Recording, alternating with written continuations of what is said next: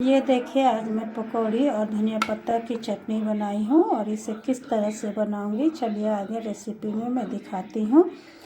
ये बहुत ही कुरकुरे लजीज जायकेदार है। इसमें मटर, प्याज, हरी मिर्च, धनिया पत्ता और बेसन और सूजी मिलाया हुआ है, थोड़ा नमक मिलाई हूँ। तो चलिए मैं आगे इसके पूरे प्रोसेस को दिखाती हूँ।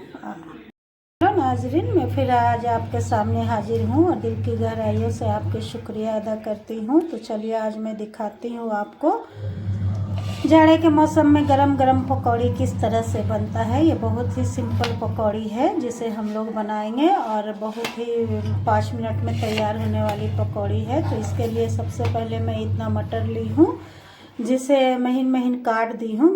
मटर को गोल गोल नहीं रहने दी हूँ। इसके अलावा इसमें मैं ली हूँ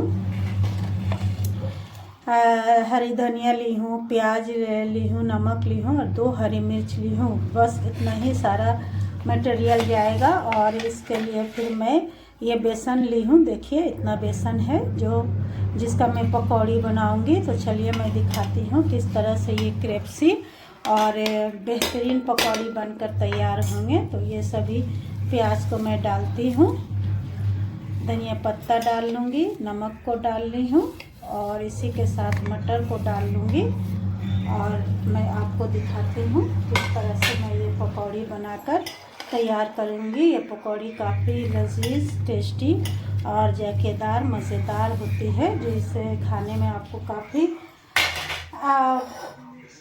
टेस्टी लगेगा। काफ़ी आप इसे बार बार बनाकर खाना पसंद करेंगे। तो चलिए मैं इसके लिए इसे अब इतना पानी में घोलूँगी।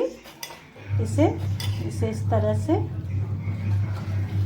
घोलना है, इस तरह से बहुत ज़्यादा पतला नहीं घोलेंगे हम लोग इसे। ये देखिए ये मेरा मटेरियल तैयार हो गया है। इसे कुछ देर के लिए मैं फूलने के लिए छोड़ दूँगी। ये क्रेप्सी बनेगा।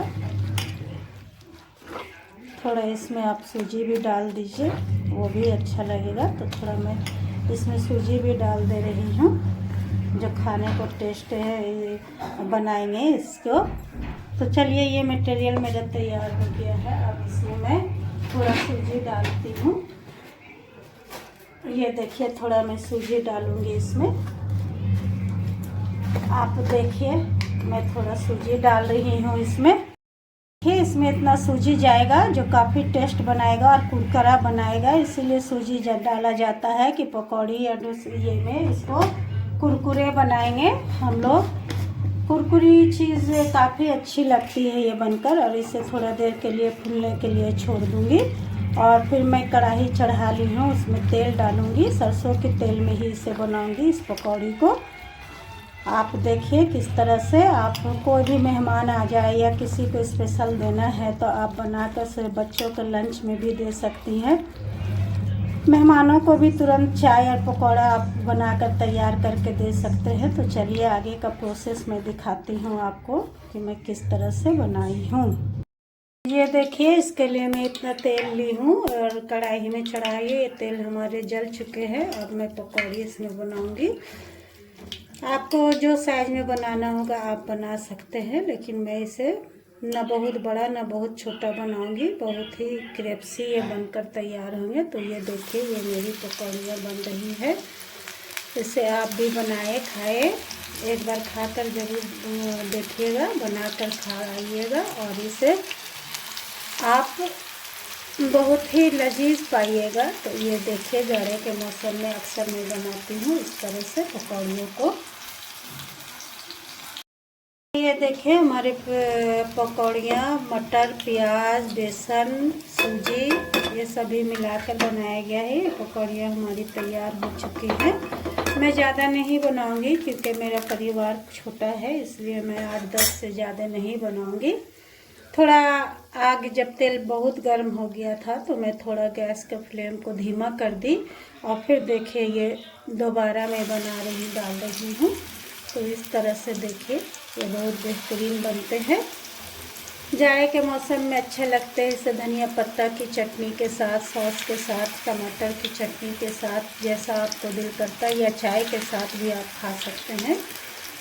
ये मज़ेदार लजीज टेस्टी जायकेदार होती है ये पकौड़ियाँ। तो ये देखिए, इसे धीरे धीरे थोड़ा बहुत धीमी आग में भी नहीं बनाएंगे, नहीं तो ये तेल पी जाएगा। इसे इतना ये रखेंगे कि ये जले भी नहीं, क्रिस्पी बने, टेस्टी बने। और इसे इस तरह से धीरे धीरे पलट कर लाल करना है। और